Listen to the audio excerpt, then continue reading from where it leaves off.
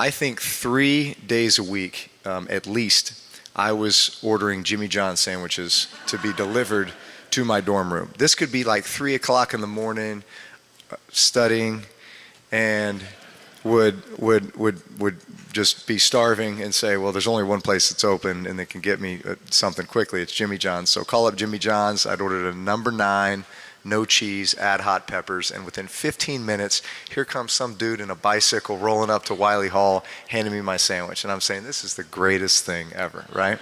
So for 4 years straight, that was the routine.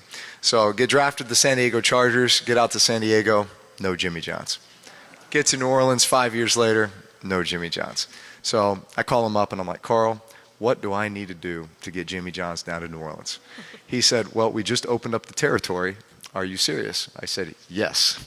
So that started the process of bringing Jimmy John's as a small business down to New Orleans. Really selfishly, because I just wanted to have access to Jimmy John's every day, right? But I think there's a lesson in that.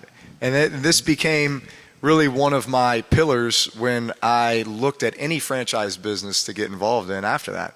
And that was, it has to be authentic, right? I started off as a customer, as someone who loved the brand, loved the product, or loved the service before I ever had any aspirations to become a part of the business. And I think that's what you'll find as any entrepreneurs. You really have to love what you do, right? Because you're going to go through a lot of tough times, tough moments, struggles, hardships. And when you really love what you do, it never really feels like work. It always feels like you're just striving to get to the end point that you will eventually get to. But I think having that passion and having that love for what you're doing is really important. So that was my first foray into, I'd say, business and operations and the franchise world. And then that led to all kinds of other brands.